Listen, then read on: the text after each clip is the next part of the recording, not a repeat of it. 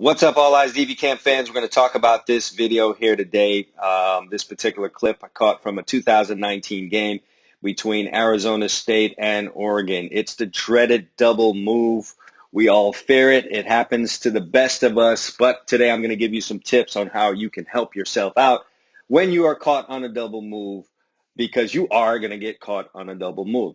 There are just some very important things and steps that you need to take when this happens to you that's going to help you out and put you in a better position to make up for the double move and to put you in better position to make a play. So I'm going to do so in talking about what happened here on this particular play. And again, it's Arizona State and Oregon from last year. Pretty good route run by the wide receiver. Doesn't look like anything spectacular, but the move that he made was just enough to fool the defensive back, who was eager to make a play in this game. I think at the time Oregon had a lead. I want to sit here and say, hey, with a lead, why are you jumping um, a short route like this? But you're a DB, you're going to play. And I don't want to take that away from any guy that's playing. You do need to be smart in situations, but just because you have a lead doesn't mean you stop being aggressive. That's a good way to lose and let a team inch their way down the field. So I'm going to show you guys in this particular clip where this defensive back had a problem. It's not that he got caught on the double move. It's not that, because that can happen to anyone. I'm going to show you where the problem where this all turned into a problem for him. So we have what looks to be a normal route. Wide receiver throttles down. And look, on second glance, this wasn't enough really to fool the cornerback. But if you're keyed up and if you're anticipating a short route, then you know what? Any dip of the shoulder or hips would do, and I guess that is the situation here. So let's focus in on the cornerback here. Let's just keep an eye on this guy, and we'll talk about what went wrong here, where he messed up.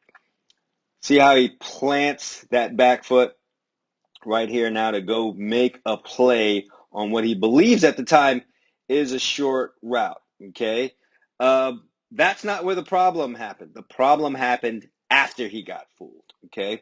I tell all my guys this: when you are fooled on a double move, what's important for you now is to get vertical and get back up the field. You now have to go defend the first down, and you got to go defend the touchdown.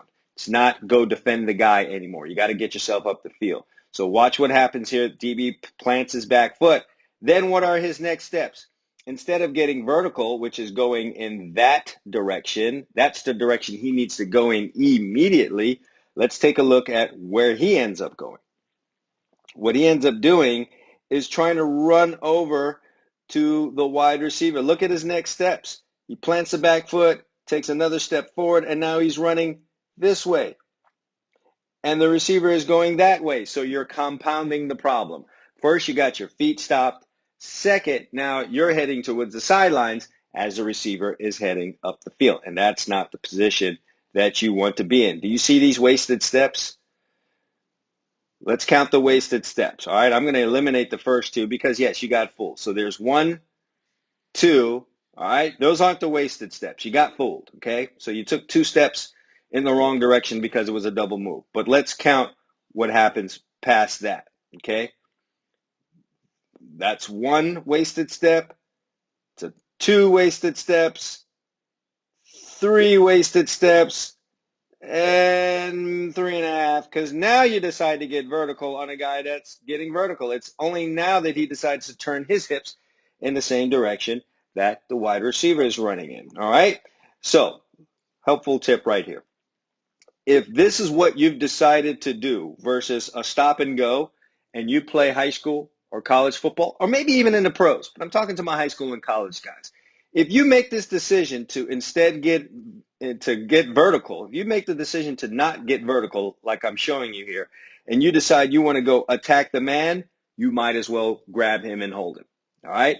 You grab him and hold him. It's a holding penalty. It's 10 yards. If they decide it's pass interference, it's a 15-yard penalty. If you're in the league, then it's a spot foul, and it's not a touchdown, okay? It ends up being a 9-yard penalty or 15-yard penalty, but not an 80-yard touchdown, which is what this ended up being, okay? It's not that.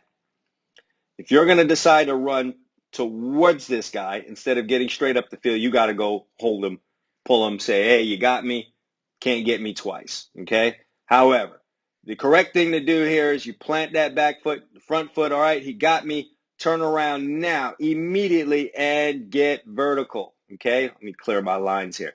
Turn around, and you should be going in this direction. And I'm going to leave these lines up here as I run the film, and you're going to see how long it took him to get vertical, all right?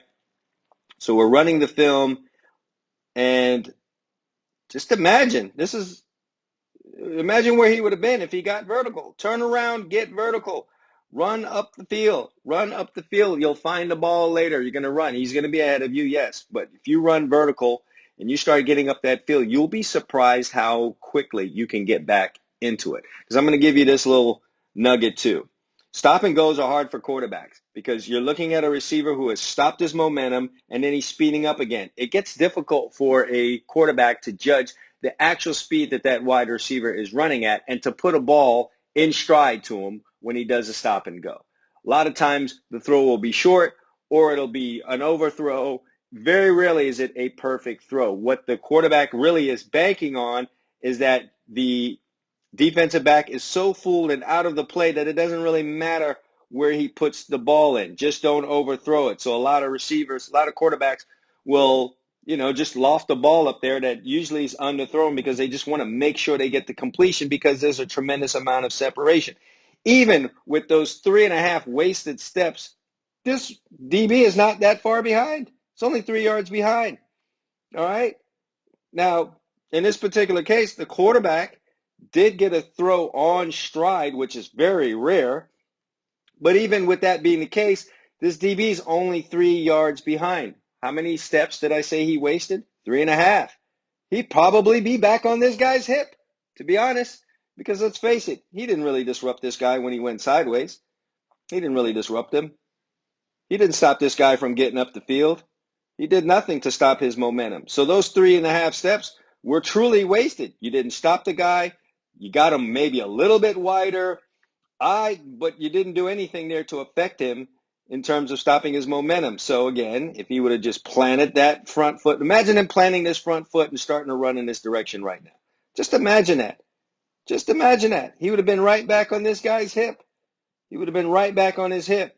All right? Because when this receiver throttles down, let me clear my lines. When he throttles down, he stopped his momentum. You're going to throttle down, you stop your momentum. So you're going to end up behind. You're going to make back up the space when he has to do this right here.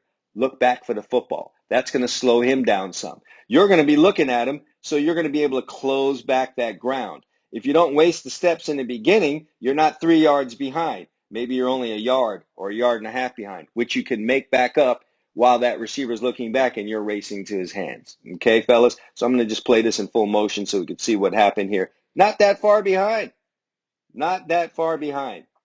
Okay? So the moral of the story here is when you are fooled on a double move, you plant, you realize you're fooled, get your foot in the ground, retrace, and get vertical up the field. Don't go running at that receiver. That's the trap. Don't go running at him. If you decide you're going to run at that receiver, might as well grab his shirt, grab his arm, hold him up, don't let him get to the ball, and just accept the penalty. But the best thing to do, plant, get vertical. When you are fooled on a double move, get vertical. That's the moral of the story. Said it 100 times. I've said 100 times again in this video. Okay, hope you guys enjoyed that. If you have any feedback, you can send me an email to cwilson@alleyesdbcamp.com. Again, cwilson@alleyesdbcamp.com. Thank you for being a member. All Eyes DB Camp. Consistency breeds results.